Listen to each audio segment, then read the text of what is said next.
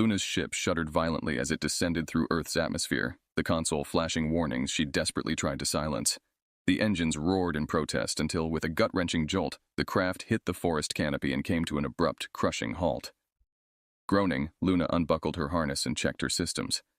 She was alone, her ship damaged beyond simple field repair, and now stranded on a planet notoriously known for its exclusion from the Galactic Council.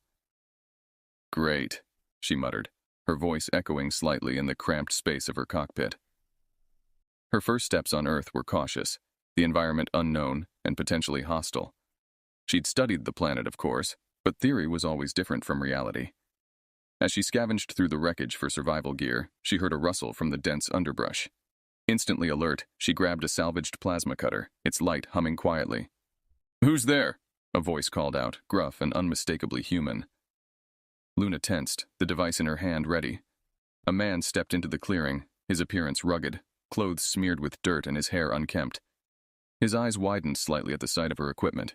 "Easy there," he said, raising his hands in a calming gesture. "I'm not here to cause trouble. Just saw the crash and came to help. Are you okay?" Luna eyed him warily, lowering her tool slightly but not enough to signal complete trust. "I'm fine. Thanks," she replied curtly. The man chuckled softly. "Not from around here, are you? I'm David. And you are?" She hesitated. Giving her real name seemed too much of a risk. "Lucy," she lied smoothly. David nodded, apparently accepting her cautious approach. "Well, Lucy, you're lucky to have landed where you did. Any further east and you'd have hit the mountains. Come on, let's get you somewhere safe." Reluctantly, Luna followed him.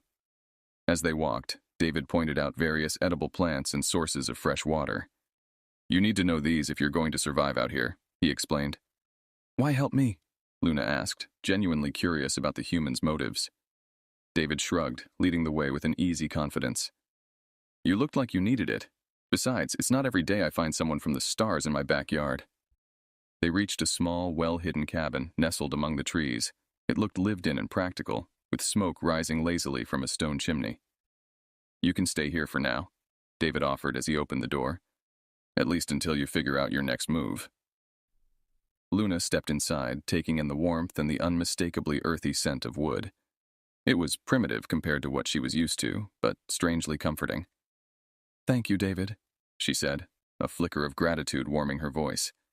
"Maybe Earth isn't as bad as they say." David smiled, a hint of mystery in his eyes. "Maybe it isn't, but that depends on what you're looking to find here." As the night crept upon them, Luna found herself reconsidering her initial assessment of the planet. Perhaps, in its wild unpredictability, Earth could offer her something she hadn't even known she was searching for. The morning light streamed through the small windows of the cabin, casting a warm glow across the wooden floor. Luna had spent a restless night on an unfamiliar bed, her mind racing with the possibilities of her predicament. David had left her alone after showing her around, stating he needed to check on some traps he had set nearby. Luna stood and stretched, her body still aching from the crash. As she looked around the sparse room, she felt an unexpected sense of safety. The cabin, with its basic furnishings and earthy colors, was a stark contrast to the cold, metallic environment of her spacecraft. She ventured outside, drawn by the sounds of the forest waking up. The air was fresh, filled with the scents of pine and damp earth. It was peaceful, a stark contrast to the constant hum of technology she was used to. David returned as she was examining a small plant with bright blue flowers. He carried a wire trap containing a rabbit. Noticing her interest in the plant, he said, "Careful with that one. It's beautiful but poisonous." Luna nodded, stepping back. "I have a lot to learn about this planet," she admitted. "That you do," David chuckled.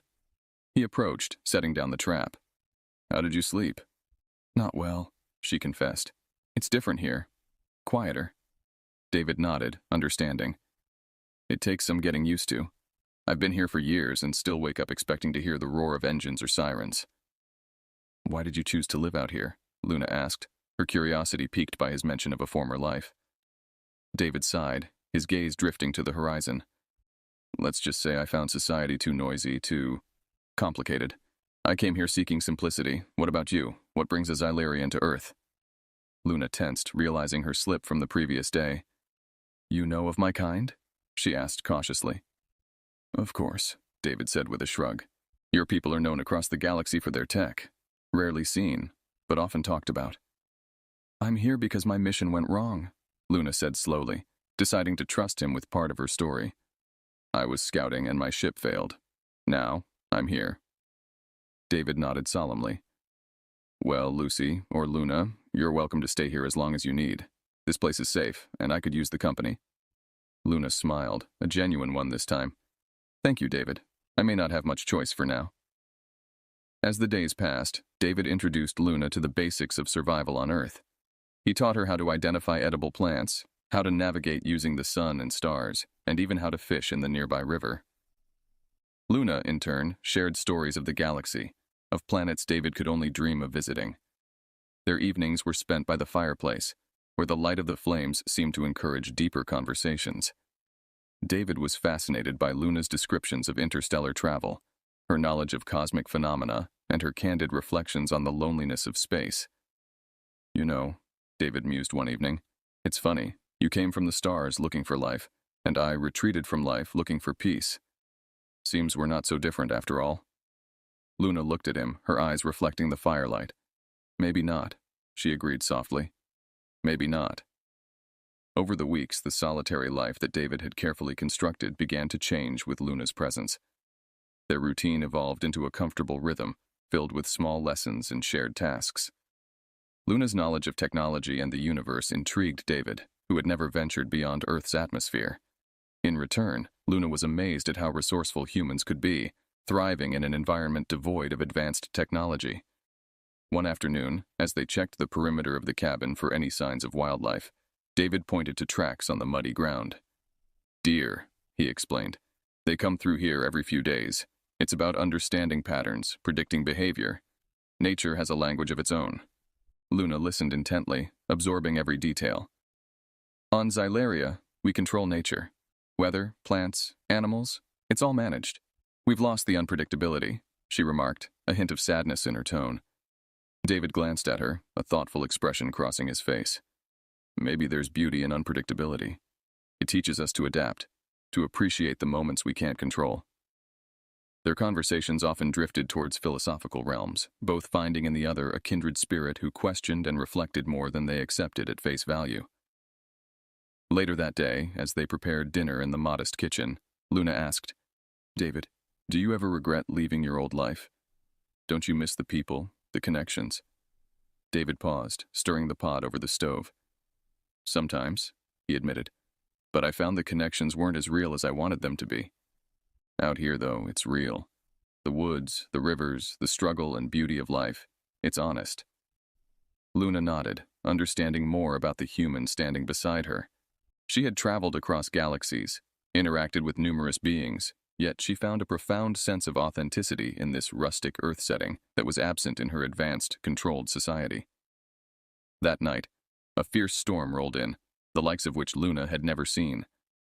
Thunder boomed, and lightning flashed across the sky, illuminating the cabin with brief, startling bursts of light. They sat by the window, watching the tempest unfold. It's magnificent, Luna said, her voice mixed with awe and a touch of fear. David smiled, watching her expression. It's powerful. It reminds us that we're not in charge, that nature can't be completely tamed. As the storm raged, Luna felt a surge of adrenaline, a thrill of being part of something so wild and uncontrollable. She looked at David, his features cast in shadow and intermittent light, and felt a surge of gratitude for his presence. The next morning, the world outside was transformed. Branches littered the ground, and the river ran high and fast with the rain from the night before. They stepped outside together, surveying the damage and discussing plans for clearing and repairs. This is it, Luna. This is life, David said. His hands gestured broadly towards the chaos of nature around them. Luna took a deep breath of the crisp, fresh air, filled with the scents of pine and wet earth. Yes, it is, she agreed, a smile spreading across her face. And I think I'm starting to like it. Weeks had transformed into months, and the change of seasons marked Luna's continued stay on Earth. With each passing day, her connection with David deepened, grounding her more firmly into the rhythms of earthly life. She felt a growing dilemma inside her, a pull between her duties as a scout for Xylaria and the unexpected contentment she found in the human's company. One crisp evening, as they sat by the fire, the flickering light casting shadows around the cozy cabin, Luna decided it was time to reveal her true self to David. The secrecy weighed heavily on her, and she could no longer bear to hide her identity from the man who had shown her nothing but kindness and trust. David? Luna began, her voice steady, yet filled with an uncharacteristic nervousness. There's something important I need to tell you. I'm not just a lost hiker who ended up here.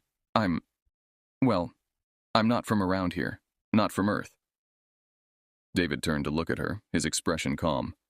I figured as much, he replied with a gentle smile. You did? Luna was taken aback. I've seen how you look at the world, with wonder and a bit of confusion. It's not just the look of someone from another country. You see things too differently. Plus, your knowledge about the stars and technology. That's not ordinary. But I didn't want to push you.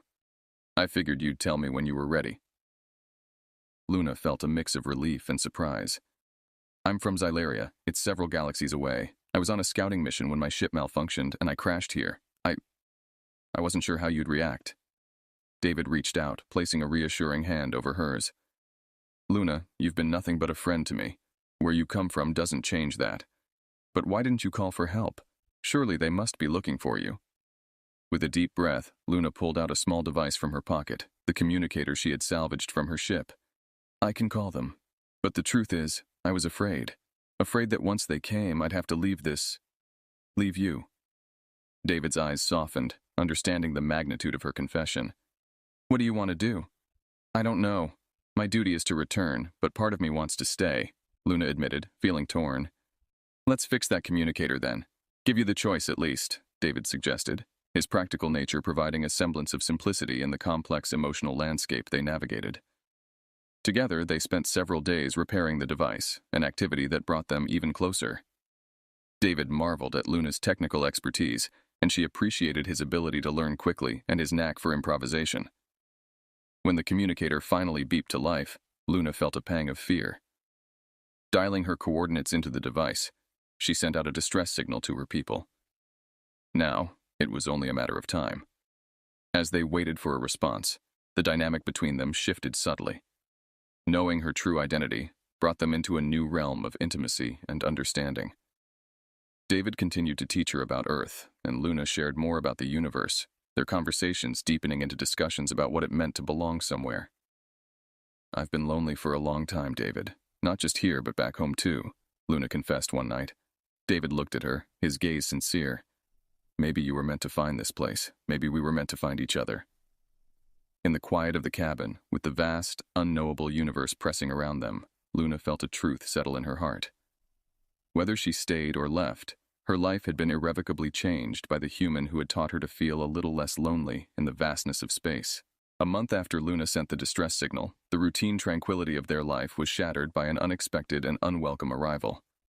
Early one morning, as Luna and David were preparing breakfast, a series of loud mechanical thuds echoed through the forest.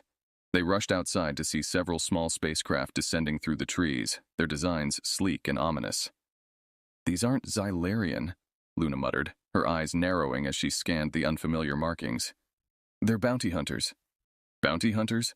David repeated, confusion and concern etching his features.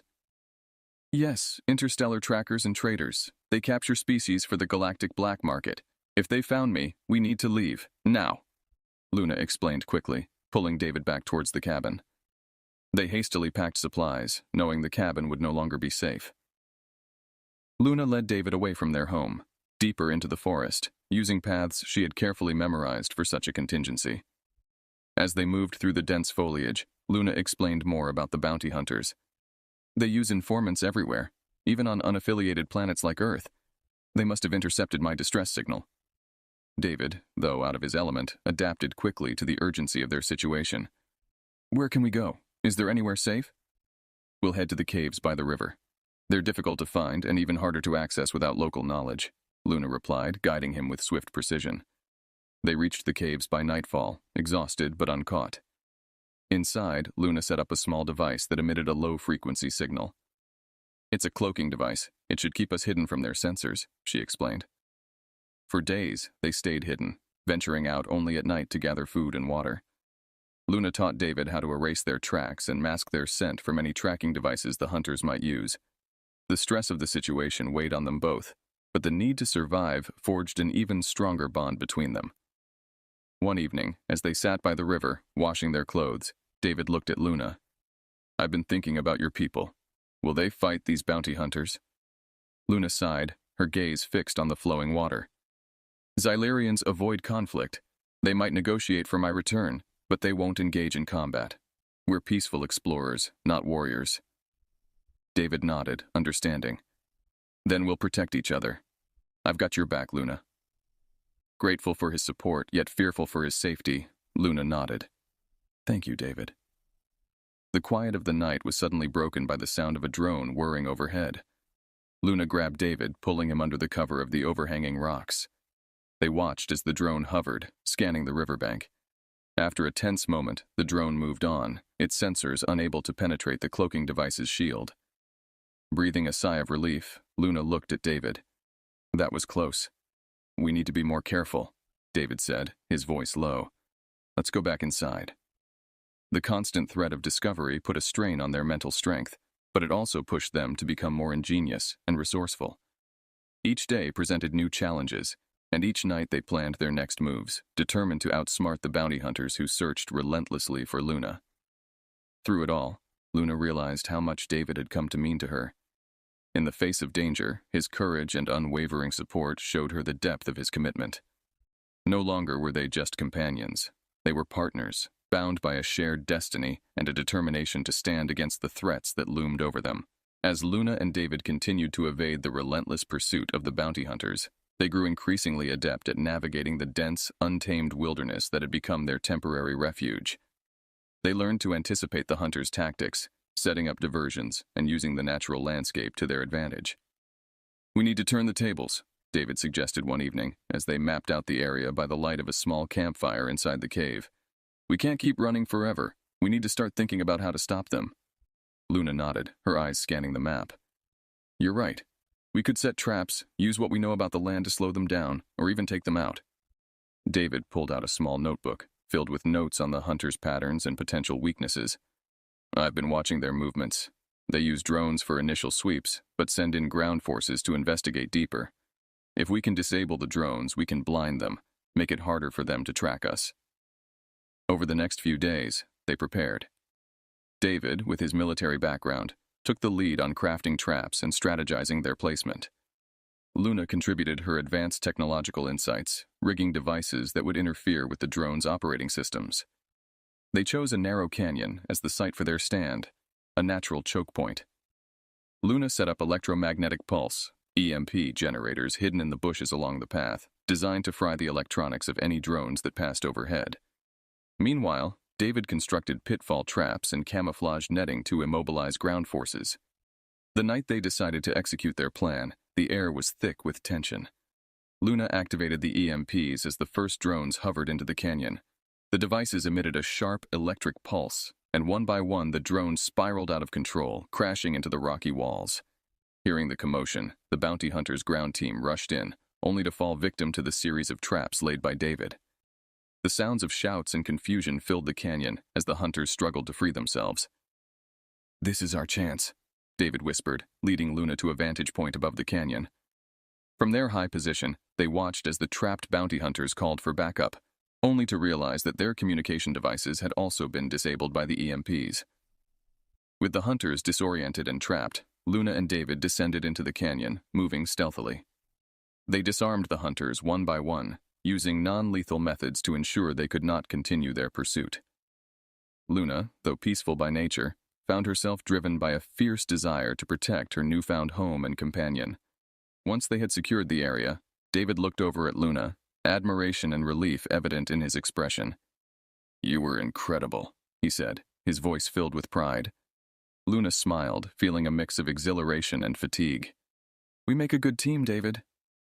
With the immediate threat neutralized, they gathered the hunters' communication devices and weapons, planning to use them both as leverage and for further protection. As they prepared to leave the canyon, Luna paused, looking back at the chaos they had left behind. "We should move quickly before they regroup," she suggested. "We can't assume they won't send more." David agreed, and together they disappeared back into the forest, their spirits buoyed by their success, but cautious of the challenges that still lay ahead. They knew the hunters would not give up easily, but for now, they had won a significant victory. After their successful ambush in the canyon, Luna and David retreated deeper into the wilderness to a remote area David had discovered during his earlier days of solitude.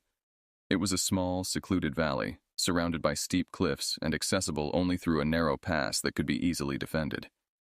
As they settled into this new hideout, Luna worked on repurposing the captured communication devices. Her goal was to create a false trail, leading any potential pursuers in the wrong direction. Meanwhile, David busied himself with fortifying their camp and setting up a perimeter of early warning sensors using the bounty hunters' technology. One evening, as they sat by the campfire, Luna's makeshift receiver crackled to life. She tensed, listening intently. The voice that came through was distant and static-filled, but unmistakably Xylarian. "Scout ship Axion to Officer Luna. We received your distress signal. We are on our approach to your last known coordinates. Please respond with your current location for extraction." Luna's heart skipped a beat. Rescue was so close, yet now it brought a surge of conflicting emotions. She glanced at David, who was watching her with a calm, understanding look. He knew what this meant. Her people would take her back to Xylaria, away from Earth, away from him. "Luna, you don't have to decide anything right now," David said gently, breaking the heavy silence. She sighed, her eyes reflecting the firelight. "David, I never thought I'd have to make a choice like this. My duty is to return to Xylaria. But I found something here that I never expected." Her voice faltered as she met his gaze. "I found you." David moved closer, taking her hand. "I know this isn't easy for you. I can't make this decision for you, but I want you to know whatever you choose, I'll support you. You've brought so much to my life. I want you to be happy, Luna." The night grew deep and quiet around them as Luna pondered her next steps. She thought about her life on Xylaria, her missions, the emptiness she'd often felt despite her accomplishments. Earth was so different, raw and challenging, yet it had given her a sense of belonging she hadn't realized she was missing. Finally, she spoke, her voice steady with resolve. "I need to respond to them, to let them know I'm safe. But first, I need to tell them I'm staying, at least for now. I'm not ready to leave you." David squeezed her hand, relief and happiness mingling in his expression. Together, they prepared a response to her crew, informing them of her decision to remain on Earth. Luna explained that she had found vital research on interspecies relations and wished to extend her mission indefinitely. Sending the message was liberating, yet nerve-wracking. Luna knew she was defying expectations, but she also felt a profound peace with her decision. The next few days were tense as they awaited a reply. During this time, Luna and David used the opportunity to strengthen their bond, exploring the surrounding nature and discussing plans for the future, whatever it might hold. Finally, a reply crackled through the receiver. The Xylarian command approved her extended mission, albeit with some reservations. They would check in periodically, but Luna was granted the autonomy she sought. With the decision made and approved, Luna and David embraced, a weight lifted from their shoulders. They could now focus on building a life together, blending their worlds into one that was uniquely theirs. The future was uncertain, and challenges would undoubtedly arise, but they faced them together, united by a love that had grown in the most unexpected of places. Luna and David awoke to a crisp, serene morning, the first day of their new life together, free from the immediate threat of the bounty hunters, and with Luna's decision to stay fully sanctioned by her people. They had plans to explore more of Earth together, to integrate Luna's advanced knowledge with David's survival skills to create a sustainable life in harmony with the planet's wild, untamed nature. As they prepared breakfast, Luna looked at David with a mixture of excitement and solemnity. "Today feels different," she said. "It's the beginning of something entirely new, isn't it?" David smiled, handing her a mug of steaming coffee. "It is. We have a chance to build something here, something meaningful. I never imagined sharing this life with someone who once seemed as distant as the stars." They spent the day marking out the boundaries for a new cabin. Luna had sketched designs that combined her aesthetic sensibilities with David's practical requirements, planning a home that would use renewable resources abundant in their environment, reflective of both their worlds. While working, They discussed deeper plans, about possibly contacting Earth authorities to establish a discreet line of communication, ensuring Luna's presence remained undetected by those who might not understand her peaceful mission. As the sun dipped below the horizon, painting the sky with strokes of orange and purple, Luna and David sat by the edge of the river, the water reflecting the vibrant colors of the twilight. "I used to watch sunsets on Xylaria," Luna shared, her voice tinged with nostalgia. "They were beautiful, but not like this. There was always something orchestrated about them. Here, it's as if each sunset is a unique masterpiece." David took her hand. "I'm glad you're here to see them with me." That night, under a canopy of stars, Luna set up a small, sophisticated telescope, a piece of Xylarian technology she had salvaged from her ship. Together they gazed at the cosmos, Luna pointing out celestial features and phenomena. "It's strange," Luna mused. "I've traveled through those stars, yet I've never felt as connected to them as I do here with you." David looked at her, his heart full. "Maybe it's not just about the stars themselves, but who you're with that makes them special." Months passed, and their life together flourished. Luna continued to share knowledge from her world, enhancing their home with innovations that respected the environment while providing comfort and efficiency. David, in turn, ensured that each technological upgrade was balanced with natural elements, keeping their home grounded in the earthly landscape they both cherished. One evening, as they relaxed by the fire in their new home, David turned to Luna. "Do you ever think about what your life would have been like if you hadn't stayed?" Luna considered this, watching the flames dance and crackle. "Sometimes," she admitted. "But then I look at what we have, what we've built together, and any doubts just melt away. This is my home now, and you are my family." They clinked their glasses, a celebration of their journey, their survival, and their future. Outside, the world of Earth continued to spin, a planet once marked by solitude for both of them, now a shared sanctuary. In this tranquil, secluded valley, under the watchful eyes of the universe, Luna and David had forged a bond that transcended worlds, a testament to the idea that sometimes the most profound connections are found in the most unexpected places.